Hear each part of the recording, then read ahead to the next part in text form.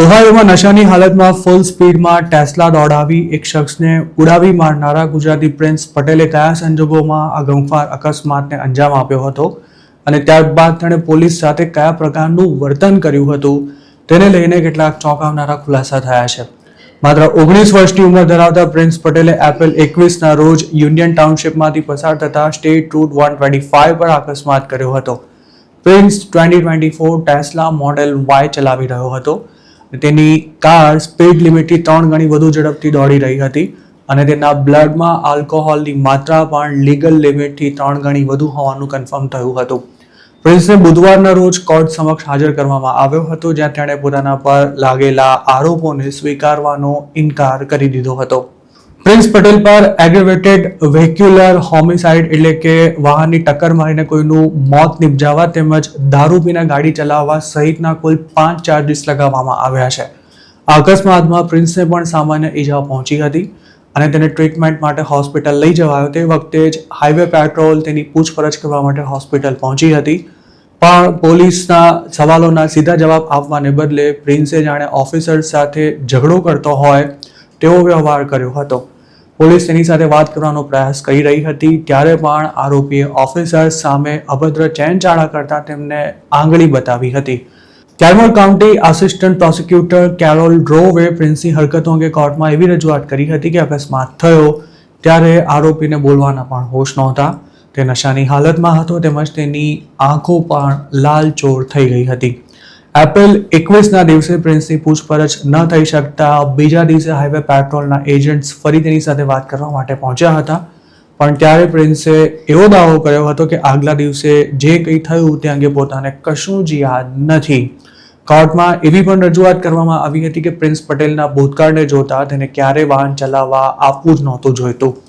Prince પટેલની આ જ પ્રકારની કરતૂતોને કારણે તેનું લાયસન્સ સસ્પેન્ડ થઈ ચૂક્યું હતું, તેમ છતાં પણ તે ડ્રાઈવ કરી રહ્યો હતો.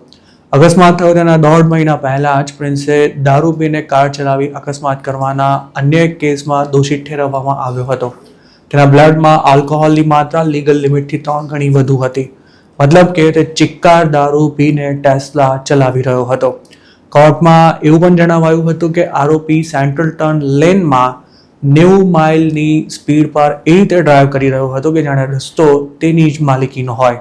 ક્લેરમોન્ટ કાઉન્ટી શેરિફ ઓફિસના રેકોર્ડ્સ અનુસાર પ્રિન્સ પટેલને એપ્રિલ 22ના રોજ જેલ ભેગો કરવામાં આવ્યો હતો.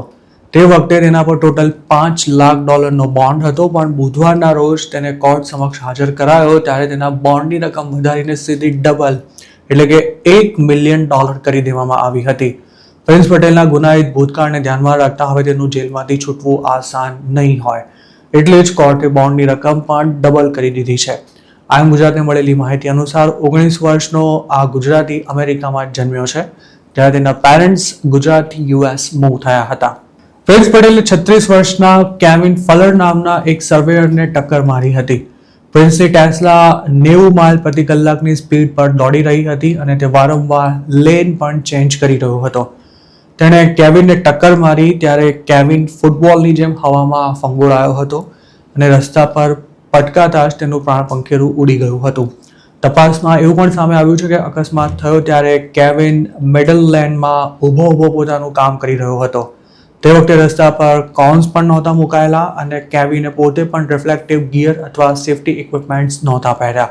તો બીજી તરફ આ ઘટનાનો જે વિડીયો પોલીસને મળ્યો છે તેમાં જોઈ શકાય છે કે પ્રિન્સ રસ્તા પર દોડી રહેલી બીજી ગાડીઓ કરતાં ઘણો સ્પીડમાં જઈ રહ્યો હતો અને તેણે સંભવતઃ મિડલ ટર્નિંગ લેનનો પાસિંગ લેન તરીકે યુઝ કરતા તેના પર ઉભેલો સર્વેયર પ્રિન્સની ટેસ્લાની અડફેટે આવી ગયો હતો. અકસ્માત બાદ પ્રિન્સ જાતે ત્યાં ઊભો રહ્યો હતો કે પછી તેની ટેસ્લા અટકી ગઈ હતી તે હજુ સુધી કન્ફર્મ નથી કરાયું.